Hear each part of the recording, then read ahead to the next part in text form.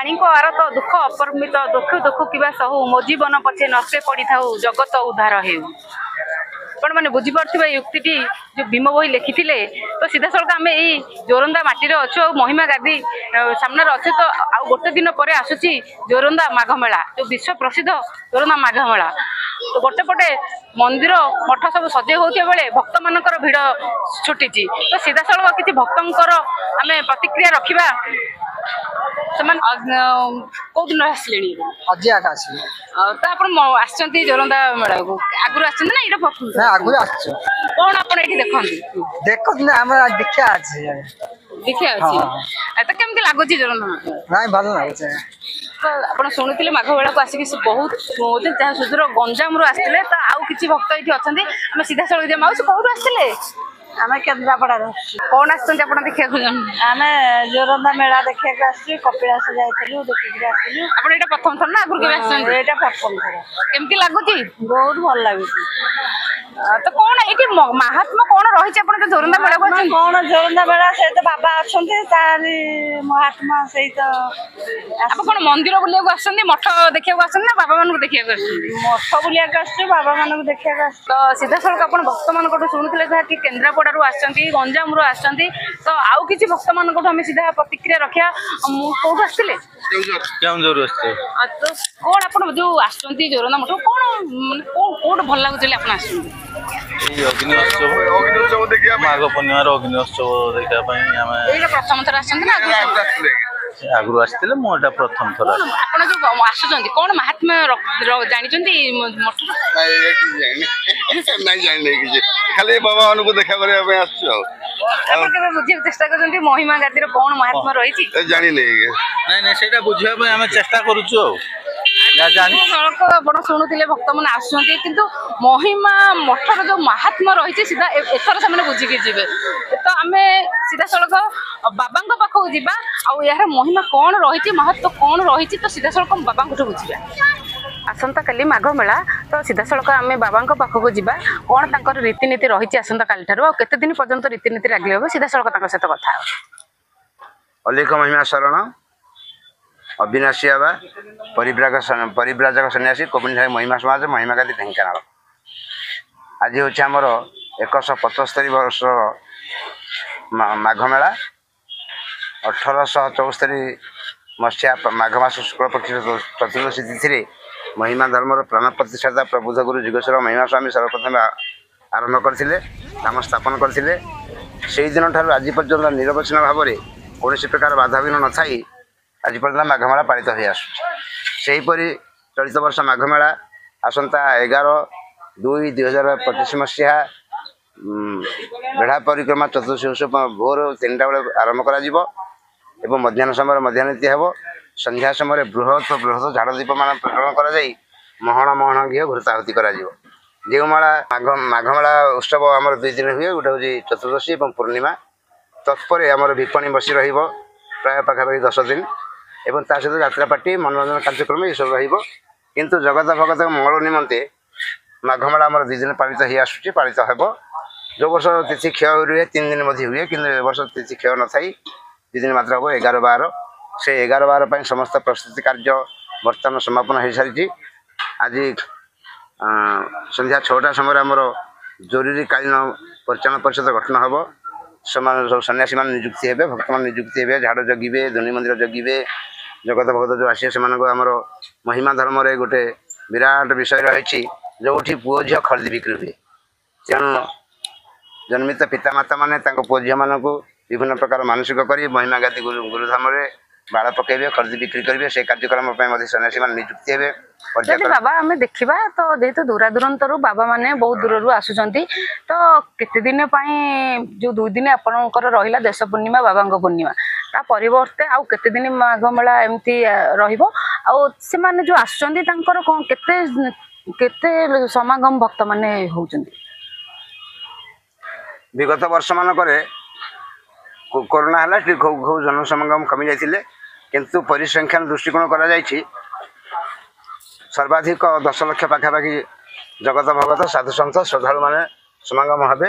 ତତ୍ସହିତ ଜିଲ୍ଲା ପ୍ରଶାସନ, ପୋଲିସ ପ୍ରଶାସନ ଏବଂ ମନ୍ଦିର ପ୍ରଶାସନ, पंचायत प्रशासन समस्ते मिसी हाराहारी 10 लाख लोक समागम हे से भोजन पान निमंत्रण विभिन्न प्रकार आश्रम तरफ व्यवस्था कर तत्सहित जो भक्त मैंने आसवे से कि सुचारू जापर बस व्यवस्था कर जिला प्रशासन एवं स्वास्थ्य व्यवस्था कर सूचना व्यवस्था कर समस्त सुरक्षा बर्तमान चली आम आशा करब एवं मेला 2 दिन हम माघ मेला किंतु बजार बसी रहिबो एवं अन्य कार्यक्रम स्वास्थ्य कार्यक्रम रही 10 दिन पर्यटन व्यापी जाए।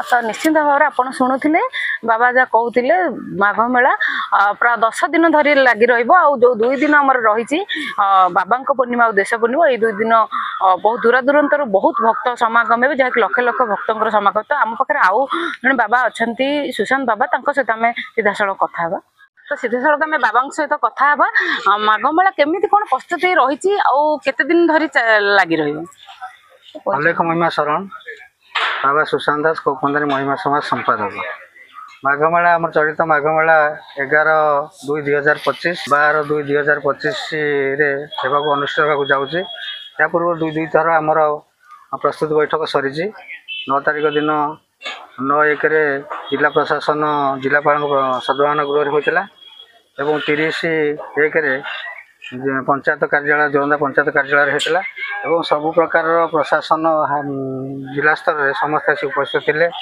एसपी कलेक्टर सब कलेक्टर आईआईसी आमर स्वास्थ्य सीडीएम समस्त आसी उपस्थित सब प्रकार सुविधार वातावरण करने प्रस्ताव होती एवं माघ मेला जो कि बर्तमान आसिक सबू जगार हुए जे अलग कि जोरंदा माघ मेला गोटे हूँ नियर जोटा कि विश्व प्रसिद्ध कहले बर्तमान आमर ओडिशा समेत ऑल आसाम एवं आंध्रा छत्तीसगढ़ बेंगल बिहार एवं आमर गोटे निकट भारतर निकटवर्ती देश हूँ नेपाल सेठे भी आमर भक्त आसती जोटा कि आमर से टुंगीबाड़ी मंदिर मठ सब अच्छी एवं ता बाद आमर हूँ गुजरात सुराट राजस्थान सब गुड़ाक अच्छी तेणु ये सब को नहीं बर्तमान मिनिमम 10 लाख अधिक लोक आकलन कर भी पुलिस प्रशासन सब प्रकार व्यवस्था कर तेणु माघ मेलार कौन प्रकार असुविधा हेनी बोली बाबा जहाँ आम देखुचे जो कहते कि 10 लाख भक्त समागम होती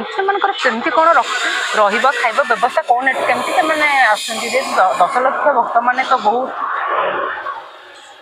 भक्त से मैंने समस्त को मिसेक जगत भगत और बाबा साधु संत समस्त मिसे 10 लाख जोटा कि आमर आश्रम मंडल मानक भक्त जगत मान सब प्रकार व्यवस्था रखा रही खाଇବା व्यवस्था कर बकलदारी महिमा समाज कोपंदारी महिमा समाज उभय आश्रम मंडल मानक सब प्रकार व्यवस्था अच्छी खाद्य पानी और रही व्यवस्था कर बाबा झाड़बती जो जले कौन कौन रही से झाड़बती आमर गादी मंदिर ज्योति मंदिर एवं बती मंदिर युवाक बृहत बृहत झाड़बती जले जोटा कि 21 शाखा 31 शाखा 51 शाखा झाड़बती जले जो झाड़बती जलिवा द्वारा एवं ध्वनि भी पड़े जगत भगतर कल्याण निमंते विश्वर कल्याण एवं दैवी दुर्विपाक देश राज्य को रक्षा करने सब झाड़ जले और श्रद्धा भक्त मैंने आसिक मन मन घी दान कर बती झाड़र बती एवं ध्वनि आहुति कर जो प्रकार मानसिकता से प्रकार देकी आहुति कराए आम परिवार हो आम ग्राम हो आम राज्य हो समस्त मंगल कामना कर झाड़ जला जाए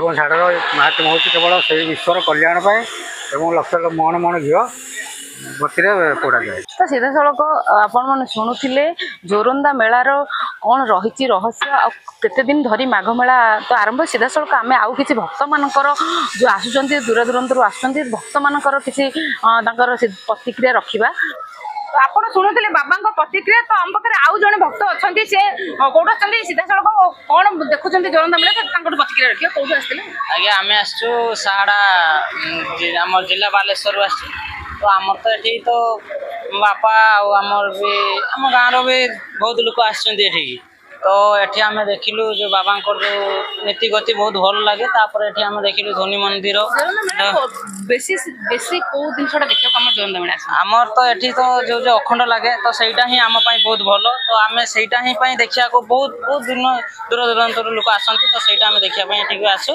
तो बाकी आ मेला तो बहुत बहुत बड़ मेला बस बहुत दर्शक आसती बहुत लोग ଆପଣ ଦେଖୁଥିଲେ ଜୋରନ୍ଦା ମେଳାର ପୂର୍ବ ପ୍ରସ୍ତୁତି। ଯଦି ଆପଣ ମାନେ ଜୋରନ୍ଦା ମେଳା ଆସିପାରୁନାହାନ୍ତି ତ ସିଧାସଳଖ ଫୋକସ୍ ପ୍ଲସ୍ ମାଧ୍ୟମରେ ଆପଣ ଘରେ ବସି ଦେଖିପାରିବେ। ଢେଙ୍କାନାଳରୁ ପୁଷ୍ପଲତା ସାମଲ, ଫୋକସ୍ ପ୍ଲସ୍।